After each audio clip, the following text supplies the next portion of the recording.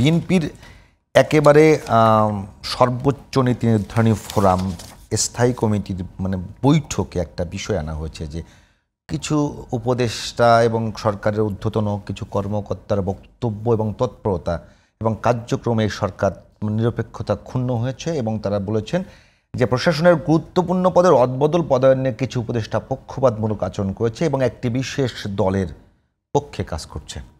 এটা কিভাবে ব্যাখ্যা করবেন? ধন্যবাদ আপনাকে। আসলে আমি আগেও বলেছি, প্রথম থেকেই ডক্টর মোহাম্মদ ইউনূস নিরপেক্ষ ছিলেন না। তিনি দল গঠন করেছেন, এখন পর্যন্ত নিবন্ধন না পাওয়া সত্ত্বেও একটি দলের তিনি কখনো আপনি দেখেন যেখানে যায় যেখানে বসে, তিনটি দল বসলেও এনসিপি থাকে তার গঠিত। কিন্তু বিএনপি কিন্তু জামাতকে ইঙ্গিত করেছে। আমি বলছি বিএনপিকে অনেক আগে বলেছিল না যে একটি দল পতিত দলের সাথে ষড়যন্ত্র করছে এবং বিদেশের সাথেও ভারতকে উল্লেখ করে বলেছে এগুলোতে, অর্থাৎ বিএনপিকে তো প্রথমেই বিরোধী দল বানায় ফেলছে। তারপরেও বিএনপি এতদিন পর্যন্ত ডক্টর মোহাম্মদ ইউনূসের উপরেই নির্ভর করেছে। এখন আমার বক্তব্য হচ্ছে যে এই যে ধরেন উপদেষ্টা পরিষদ কেউ আপনার সেফ এক্সিট চায়, তারপরে আপনার ডকুমেন্ট আছে ষড়যন্ত্র করতেছে, এগুলো তো এনসিপি নেতারাই বলতেছে, এ তো বাইরের লোক বলছে না, উপদেষ্টাই বলছে। তো সুতরাং এটা তো আজকেও প্রশ্ন তুলেছে সেই ডকুমেন্ট কোথায়। রিজভী আহমেদ বলেছে যে কার কাছে ডকুমেন্ট আছে বলুক, এটা তো তাদের কাছে ডকুমেন্ট আছে বলুক। তো এখন আমার কাছে মনে হচ্ছে কি জানেন, মূল কথা হচ্ছে জুলাই সনদ নিয়ে আজকে আলোচনা, এটাতে ঐক্যমত হয় নাই। কারণ এনসিপির বক্তব্য হচ্ছে এটা পাবলিক করতে হবে, জনগণকে জানাতে হবে এবং জুলাই সনদে কি আছে আমরা দেখব। সেই দাবিটা কি অযৌক্তিক যে আপনি জুলাই সনদ একটা করবেন সব দলকে দিয়ে, সেটা আপনি পূর্ণাঙ্গ কি করেছেন? না, আগেই আমি রাজ্জাকির ভাইয়ের সাথেও আগেও এক টকশো করছি যে এটা একটা অবৈজ্ঞানিক ব্যাপার। 84টা সংস্কার প্রস্তাব একটাতে দিয়ে হানা ভোট কিভাবে করবেন?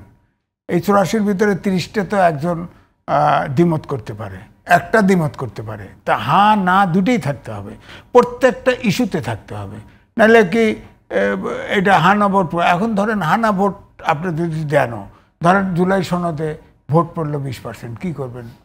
খালি জামাত আর এনসিপির লোক যা ভোট দিল, বিএনপির কোনো লোক ভোট দিবেন না তো, দিবেন না তো।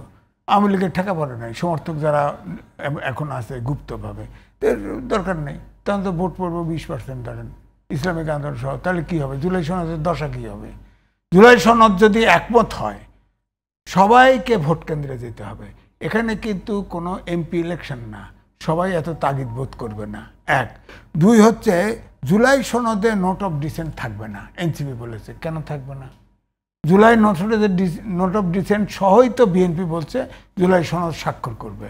তো এটা যদি জুলাই সনদ পাশ হয় এ গণভোটে যাবে, আগে পরে নিয়ে সমস্যা। নোট অফ ডিসেন্ট থাকার পরেও স্বাক্ষর করছি, পরবর্তীতে যদি বলি যে আমি নোট অফ ডিসেন্ট সহকারী স্বাক্ষর করেছি, মানে ওটা আমি মানলে মানতে পারি, না মানলে না মানতে পারি, না সেটা বলতেই পারে, সেটা তো বলতেই পারে।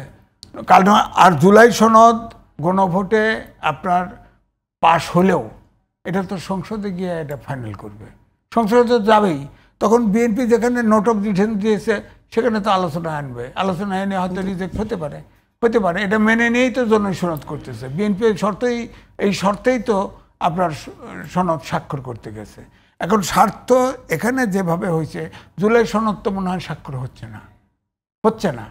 এবং জামাত যেভাবে আপনার মাঠে নেমেছে, তাতে করে এরাও নির্বাচন কাজ চায় কিনা সন্দেহ, কারণ ইন্ডিয়াও ভিজিট করতেছে।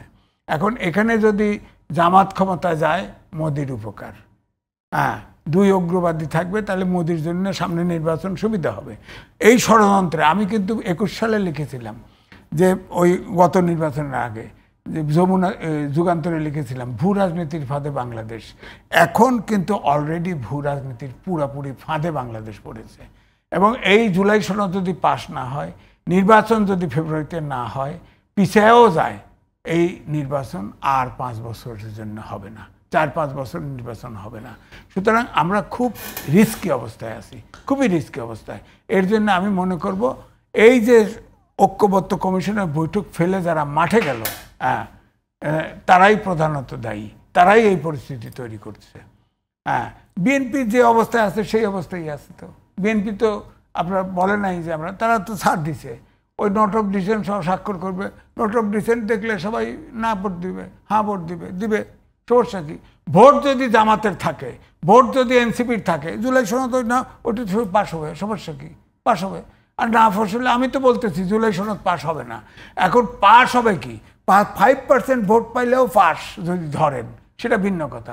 বলতে তো হবে যে টোটাল ভোটের কত পার্সেন্টে জুলাই সনদ পাস হবে। আগে তো গণভোট হয়েছে 60%, 80%। গণভোটে কি আসলেই বেশি ভোট পড়ে লজিক্যালি? পড়ছে, আমাদের ইতিহাসে পড়ছে, পড়ানো হয়েছে অথবা পড়ছে না, সেটাই বলছিলাম যে গণভোটে বহু ভোট পড়ছে। ওই ভোটগুলো নিয়ে কিন্তু প্রশ্ন আছে। না, প্রশ্ন থাকতে পারে, কিন্তু এবারে তো প্রশ্ন থাকার সম্ভাবনা বেশি। কারণ ধরেন আওয়ামী লীগ গণভোটে হয়তো পার্লামেন্ট ইলেকশনের সময় তার ইন্টারেস্ট কোনো পার্টিকে, কোনো দল ক্যান্ডিডেটকে সমর্থন করতে, তারা গণভোটে ভোট দিতে আসবে না, তো বোঝাই যায় আসবে না। বিএনপি তার নোট অফ ডিসেন্ট আছে, তারাও হয়তো ইন্টারেস্টেড হবে না। জামাত এনসিপি নিয়ে ভোট দিক, আর ইসলামিক আন্দোলন এবি পার্টি ভোট দিক, ভোট দিলে তো পাস হচ্ছে না, ভোটই তো পড়বে না, গণভোটে যায় কেন? আমার কথা হচ্ছে আলটিমেটলি যদি যেহেতু সংসদে যাবে, তাহলে সরাসরি ঐক্যমত করে স্বাক্ষর করে সংসদ নির্বাচনটা করে না কেন? সংসদ নির্বাচনটা করলেই তো হয়। সংসদ ভবনে সংসদ সবাই স্বাক্ষর করবে, সেটা নিয়ে সরাসরি সংসদে যাক, সংসদে গিয়ে পাশ করুক, সেখানে তো হয় একটা এগ্রিমেন্ট হলো, একটা এগ্রিমেন্ট। কিন্তু গণভোটের কি অর্থ? গণভোট সংবিধানেও নাই। গণভোট হবে কিনা তার জন্য তো আর একটা গণভোট দরকার।